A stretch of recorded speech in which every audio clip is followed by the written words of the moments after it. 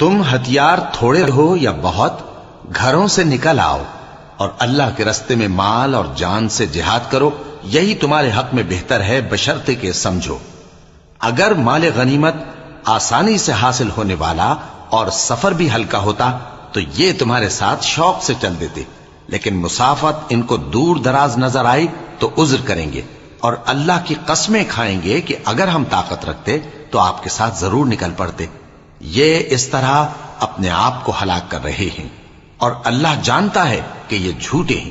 اللہ تمہیں معاف کرے، تم نے پیشتر اس کے کہ تم پر وہ لوگ بھی ظاہر ہو جاتے جو سچے ہیں، اور وہ بھی تمہیں معلوم ہو جاتے جو جھوٹے ہیں۔ ان کو اجازت کیوں دی؟ جو لوگ اللہ پر اور روز آخر پر ایمان رکھتے ہیں وہ تو تم سے اجازت نہیں مانگتے کہ پیچھے رہ جائیں، بلکہ چاہتے ہیں کہ اپنے مال اور جان سے جہاد کریں، اور اللہ پرہیزگاروں سے واقف ہے۔ اجازت وہی لوگ مانگتے ہیں جو اللہ پر اور روز آخر پر ایمان نہیں رکھتے اور ان کے دل شک میں پڑے ہوئے ہیں، سو وہ اپنے شک میں ڈاواں ڈول ہو رہی ہیں۔ اور اگر وہ نکلنے کا ارادہ کرتے تو اس کے لیے سامان تیار کرتے، لیکن اللہ نے ان کا اٹھنا اور نکلنا پسند ہی نہ کیا تو ان کو ہلنے جلنے ہی نہ دیا، اور ان سے کہہ دیا گیا کہ جہاں معذور بیٹھے ہیں تم بھی ان کے ساتھ بیٹھے رہو۔ اگر وہ تم میں شامل ہو کر نکل بھی کھڑے ہوتے تو تمہارے درمیان شرارت کرتے اور تم میں فساد ڈلوانے کی غرض سے دوڑے دوڑے پھرتے، اور تم میں ان کے جاسوس بھی ہیں، اور اللہ ظالموں کو خوب جانتا ہے۔ یہ پہلے بھی طالب فساد رہے ہیں اور بہت سی باتوں میں تمہارے لیے الٹ پھیر کرتے رہے ہیں، یہاں تک کہ حق آ پہنچا اور اللہ کا حکم غالب ہوا، اور وہ برا مانتے ہی رہ گئے۔ اور ان میں کوئی ایسا بھی ہے جو کہتا ہے کہ مجھے تو اجازت ہی دیجئے اور آفت میں نہ ڈالیے۔ دیکھو یہ آفت میں پڑ گئے ہیں، اور دوزخ سب کافروں کو گھیرے ہوئے ہے۔ اے پیغمبر، اگر تم کو آسائش حاصل ہوتی ہے تو ان کو بری لگتی ہے، اور اگر تم پر کوئی مشکل آ پڑتی ہے تو کہتے ہیں کہ ہم نے اپنا کام پہلے ہی درست کر لیا تھا، اور خوشیاں مناتے لوٹ جاتے ہیں۔ کہہ دو کہ ہم کو کوئی مصیبت نہیں پہنچ سکتی بجز اس کے جو اللہ نے ہمارے لیے لکھ دی ہو، وہی ہمارا کارساز ہے، اور مومنوں کو تو اللہ ہی پر بھروسہ رکھنا چاہیے۔ کہہ دو کہ تم ہمارے حق میں دو بھلائیوں میں سے ایک کے منتظر ہو،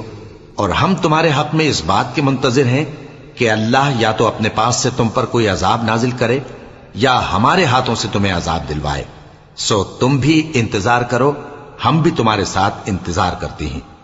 کہہ دو کہ تم مال خوشی سے خرچ کرو یا ناخوشی سے، تم سے ہرگز قبول نہیں کیا جائے گا، تم نافرمان لوگ ہو،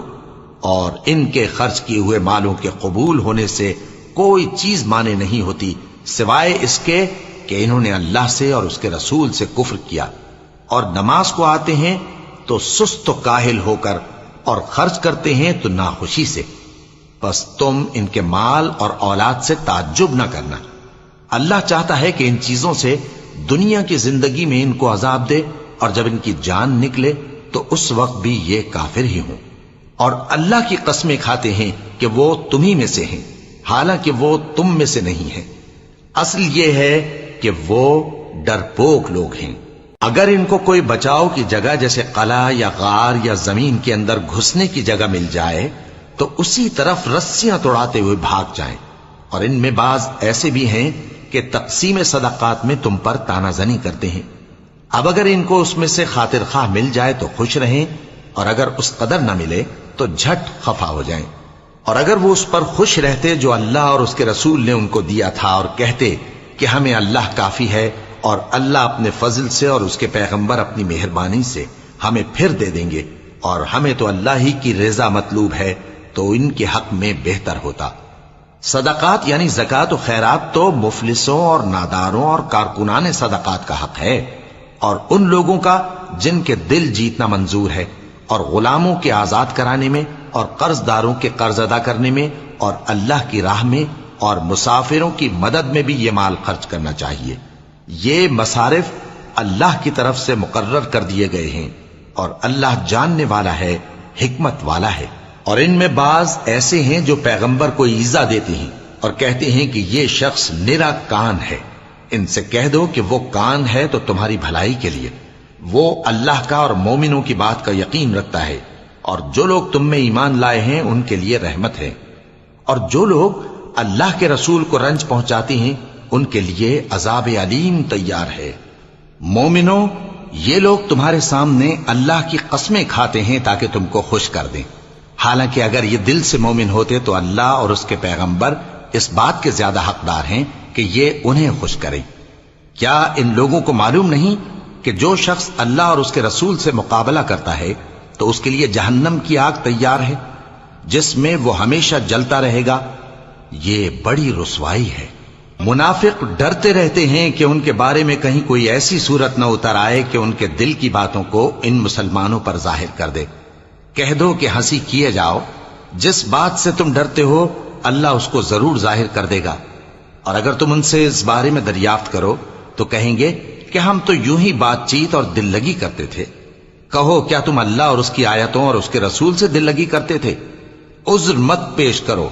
تم ایمان لانے کے بعد کافر ہو چکے ہو۔ اگر ہم تم میں سے ایک جماعت کو معاف کر دیں تو دوسری جماعت کو سزا بھی دیں گے، کیونکہ وہ گناہ کرتے رہے ہیں۔ منافق مرد اور منافق عورتیں ایک دوسرے کے ہم جنس یعنی ایک ہی طرح کے ہیں کہ برا کام کرنے کو کہتے اور نیک کاموں سے منع کرتے اور خرچ کرنے سے ہاتھ بند کیے رہتے ہیں۔ انہوں نے اللہ کو بھلا دیا تو اللہ نے ان کو بھلا دیا، بے شک منافق نافرمان ہیں۔ اللہ نے منافق مردوں اور منافق عورتوں اور کافروں سے آتش جہنم کا وعدہ کیا ہے جس میں وہ ہمیشہ جلتے رہیں گے، وہی ان کو کافی ہے، اور اللہ نے ان پر لعنت کر دی ہے اور ان کے لیے ہمیشہ کا عذاب تیار ہے۔ تم منافق لوگ ان لوگوں کی طرح ہو جو تم سے پہلے ہو چکے ہیں، وہ تم سے زیادہ طاقتور اور مال و اولاد میں کہیں زیادہ تھے، تو وہ اپنے حصے سے فائدہ اٹھا چکے، سو جس طرح تم سے پہلے لوگ اپنے حصے سے فائدہ اٹھا چکے ہیں اسی طرح تم نے اپنے حصے سے فائدہ اٹھا لیا، اور جس طرح وہ باطل میں ڈوبے رہے اسی طرح تم باطل میں ڈوبے رہے۔ یہ وہ لوگ ہیں جن کے اعمال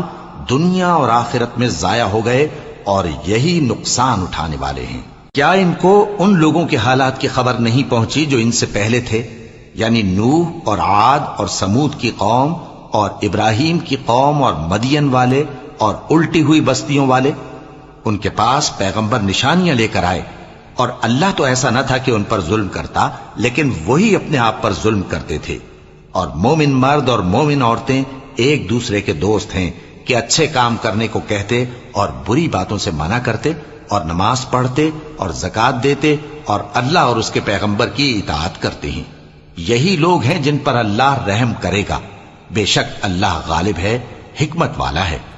اللہ نے مومن مردوں اور مومن عورتوں سے بہشتوں کا وعدہ کیا ہے جن کے نیچے نہریں بہ رہی ہیں، وہ ان میں ہمیشہ رہیں گے، اور ابدی بہشتوں میں نفیس مکانات کا وعدہ کیا ہے۔ اور اللہ کی رضامندی تو سب سے بڑھ کر نعمت ہے، یہی بڑی کامیابی ہے۔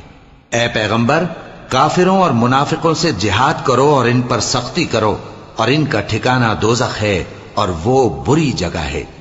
یہ اللہ کی قسمیں کھاتے ہیں کہ انہوں نے تو کچھ نہیں کہا، حالانکہ انہوں نے کفر کا کلمہ کہا ہے اور یہ اسلام لانے کے بعد کافر ہو گئے ہیں، اور ایسی بات کا قصد کر چکے ہیں جس پر قدرت نہیں پا سکے۔ اور انہوں نے مسلمانوں میں عیب ہی کون سا دیکھا ہے سوائے اس کے کہ اللہ نے اپنے فضل سے اور اس کے پیغمبر نے اپنی مہربانی سے ان کو دولت مند کر دیا ہے۔ سو اگر یہ لوگ توبہ کر لیں تو ان کے حق میں بہتر ہوگا، اور اگر منہ پھیر لیں تو اللہ ان کو دنیا اور آخرت میں دکھ دینے والا عذاب دے گا، اور زمین میں ان کا کوئی دوست اور مددگار نہ ہوگا۔ اور ان میں بعض ایسے ہیں جنہوں نے اللہ سے عہد کیا تھا کہ اگر وہ ہم کو اپنی مہربانی سے مال عطا فرمائے گا تو ہم ضرور خیرات کیا کریں گے اور نیکوکاروں میں ہو جائیں گے، لیکن جب اللہ نے ان کو اپنے فضل سے مال دیا تو اس میں بخل کرنے لگے اور اپنے عہد سے روگردانی کر کے پھر بیٹھے۔ تو اللہ نے اس کا انجام یہ کیا کہ اس روز تک کے لیے جس میں یہ اللہ کے روبرو حاضر ہوں گے ان کے دلوں میں نفاق ڈال دیا،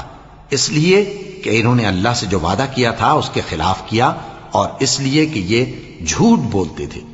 کیا ان کو معلوم نہیں کہ اللہ ان کے بھیدوں اور مشوروں تک سے واقف ہے، اور یہ کہ اللہ غیب کی باتیں جاننے والا ہے؟ جو مسلمان دل کھول کر خیرات کرتے ہیں اور جو بیچارے غریب صرف اتنا ہی کما سکتے ہیں جتنی مزدوری کرتے اور تھوڑی سی کمائی میں سے بھی خرچ کرتی ہیں، ان پر جو منافق تان کرتے اور ہنستے ہیں اللہ ان پر ہنستا ہے اور ان کے لیے تکلیف دینے والا عذاب تیار ہے۔